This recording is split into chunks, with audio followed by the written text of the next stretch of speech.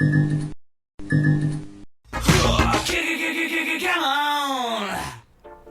everyone, Genome here, coming at you with a legendary spotlight video. I'm going to go ahead and make this video right now because Scopely just announced that the Ebony Maw event will be coming up next. So yeah, we can't depend on any kind of loose calendar anymore. It's in complete chaos. But in any case, we're going to talk about Ebony Maw and what I think of the character, a quick breakdown of his abilities, and then finally how to unlock him. So, long story short, Ebony Maw is awesome. Maybe the most... definitely in top 3 most versatile characters in the game, and especially as legendaries go, and he can fit just about anywhere. He's an integral part of Black Order, of course. Every member really is, but he's one of the trifecta that makes Black Order what they are. And really, outside of the Black Order, though, he's got to be the best member. Debatable with Thanos, depending on how you're using him, but he's just really good on any team he goes to. So he is a support / controller, if you want to be honest, and he's something that every new player should be aiming to go for eventually, but he is a later game farm. So let's go into what he does real briefly, and then we'll get on to how to unlock him. So what does he do? He mitigates tons and tons and tons of damage, meanwhile kind of crippling the opponent's team, right? If there's one Achilles' heel to this character is maybe a little bit longer cooldowns on some of his abilities, but really it's not that big a deal. He does have another perk, and he is not completely T4 dependent. In other words, the only thing you really technically have to max on him is his special. The other ones are mostly just gravy. I will say though, for Arena, I've been thinking about hitting this one myself, is I'm really thinking about getting the passive just to up the resistance a little bit.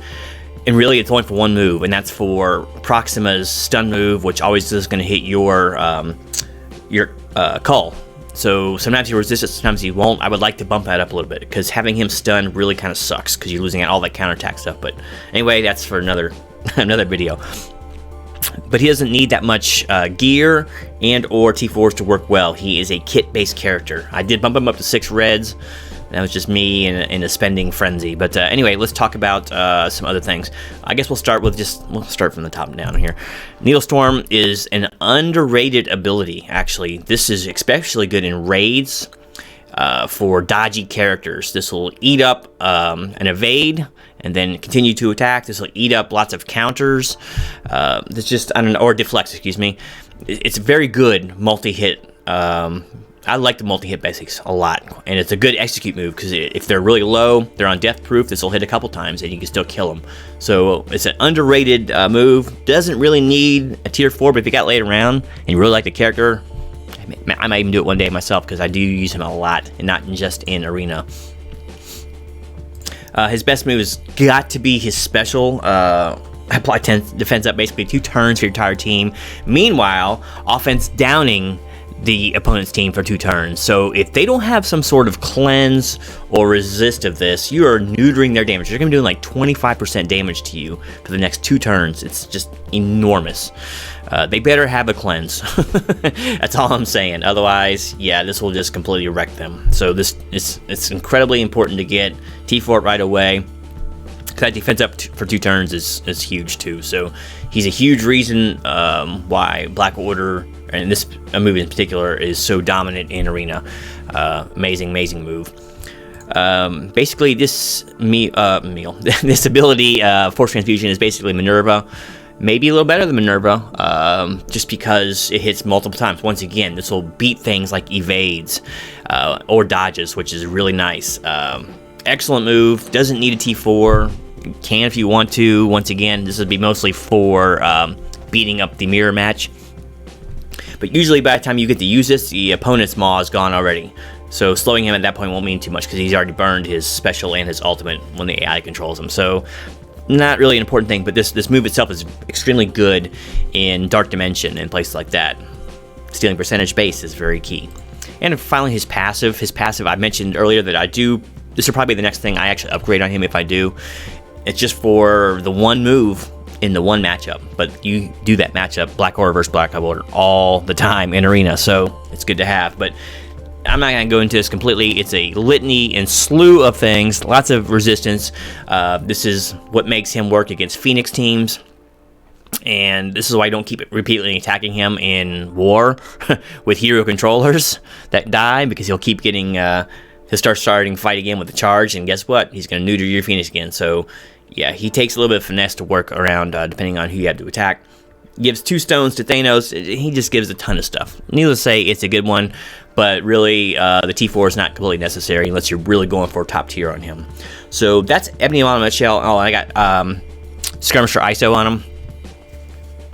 Seems pretty standard. You don't really do too much basic attacking with him, unless it's a really long fight, but, you know, it's good to have it, so he can clear a buff.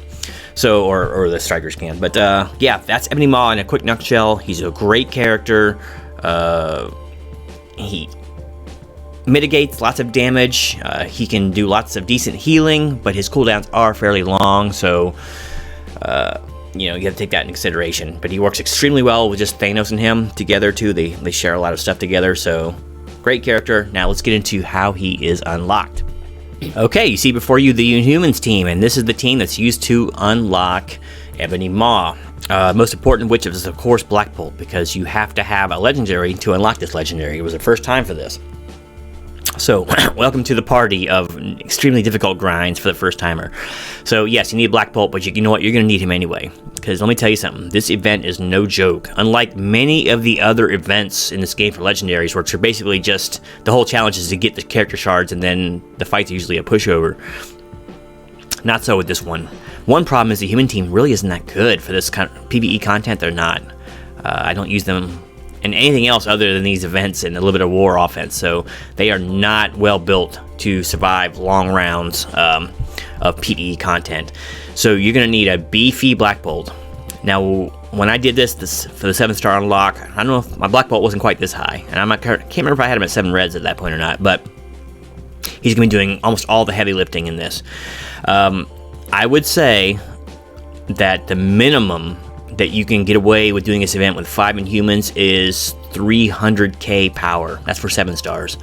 Maybe 10k less per character each, so like 250k for the 5-star, but I don't know, even then it might be dicey, because you gotta look, you got at least 2 useless characters on this team for this event. Quake and Karnak are just almost useless, right?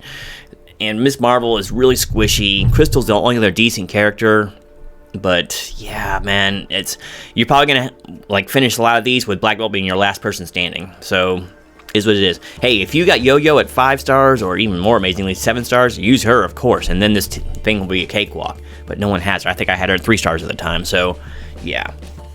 This is most likely going to be the team you're going to need. So Black Bolt, Crystal, Quake, Karnak, and Miss Marvel. Let me tell you how to get a hold of these people, or each of these characters, and then we'll get some closing thoughts afterwards. So Black Bolt, yes, you need 5 Asgardians at 5 stars or higher to get him. I actually made a previous video about it, so no sense in going into it. Needless to say, Hela is going to be the sticking point for most people, and maybe Sif, depending if you started your Sif farm early in the Warsaw, which you should. So getting Black Bolt is the first and most important part, and once again, you cannot do the event without Black Bolt. It's Black Bolt and 4 Inhumans. So yes, you need 5 Asgardians, and you need a Black Bolt event, and you need him unlocked at least 5 stars. Good times. Next is Crystal. Crystal is actually a decent character as far as the human goes. I'm not real crazy about this team, by the way. She can be found in the arena store, and basically that's it. So, you know, depending on what you're farming for, that could be a little ways down the road, because there's a lot of important characters in the arena store.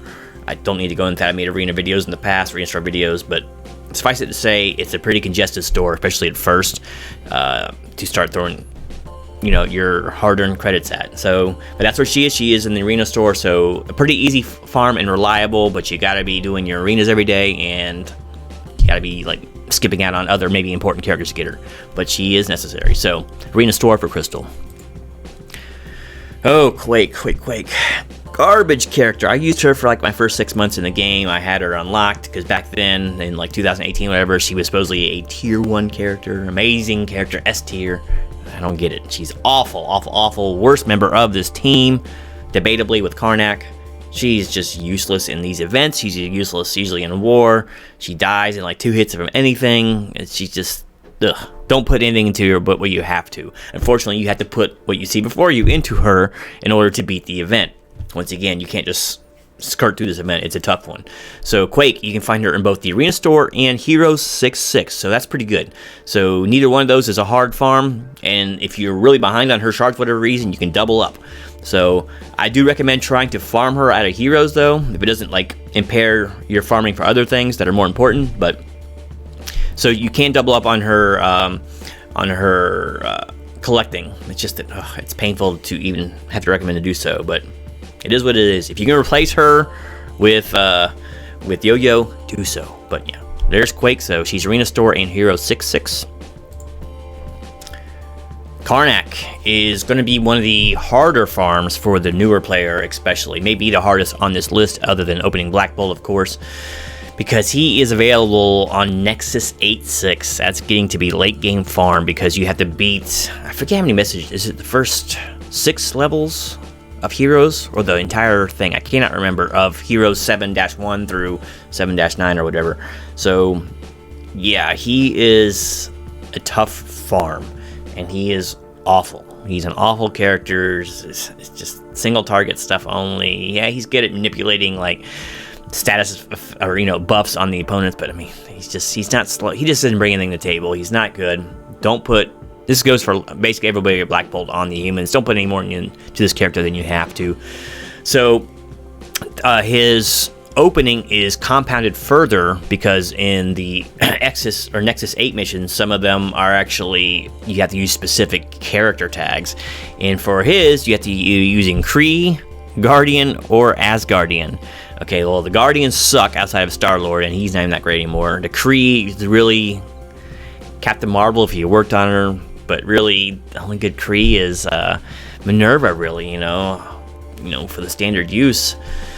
So you're probably going to be using Asgardians, which will actually work out well because you should have them at 5 stars if you've gotten Black Bolt. So at least you have that going for you, but it's probably going to take you a long time. He was my last character that I got to 7 stars in anticipation for Ebony Maw. So yeah, there's KARNAK for you. So Nexus 8.6, difficult farm.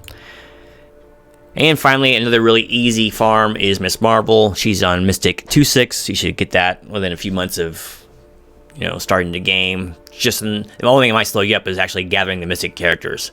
A couple of those in the Arena Store you can use, and there's a few different options. But so she's a really easy farm. I don't find her a good character, but some people do like her. She is like an integral piece of a Brawlers team because of all the assists she has thrown around. But yeah, so she's going to be your protector on the Inhumans. So yeah, Mystic 2.6 is where you'll find her. So that's it. You need 5 Inhumans at 5 star or less. One of them has to be Black Bolt. So that's the unlock requirements. So let's go down to a final rundown of Mr. Maw himself. Alright, so the question is, should new players be going for Ebony Maw? Yes and no. Luckily, some of what you're doing is actually leading directly to him, like collecting of Asgardians, because you need Black Bolt. So that part is leading directly into Ebony Maw, so there's really no reason not to. But I don't recommend going for him early. Blackwater is a monster team. There's still going to be monster teams, even with newer, more powerful teams coming around. They're still going to avail you quite a bit. But I don't really recommend that highly that you should be going for him hard early, because there's a lot of important things you need to do earlier, like getting Shuri, Invisible Woman, which they're kind of falling off too, to be honest with you. Black Bolt being another key. There's just lots of things you need to be doing in the earlier game that this other Inhumans won't really help you with. So yes, he is great to build for when you have the resources to start doing it, but I don't recommend you start farming this guy right away. Get Black Bolt under your belt first and then start worrying about it. That's kind of my thing. But he definitely needs to be going for, because he's a great character. He's exceptionally good in Dark Dimension. He's basically good in every game mode that he's allowed to be played in. So great plug and play character, and you won't be sorry you unlocked him. You don't have to worry about 7-star nearly as much as I did. I'm completionist like that, whatever. I just keep going with the farms once I get to 5. But yeah, 5 stars, he works just fine. He works well at lower red stars. Once again, kit-based character, and don't bother with Blackwater without him. that's basically it. But once again, that's with any of the characters Black Order. If you're wanting to go hard on Black Order, you need all 5 of them, and you all need them decently geared and leveled, because that's when they start doing amazing things for you. But Ebony Maw is an amazing character. Definitely go for him. But, you know, it might be when you start getting to the mid-game that you start really working on him hardcore. So, anyway, that's it for now.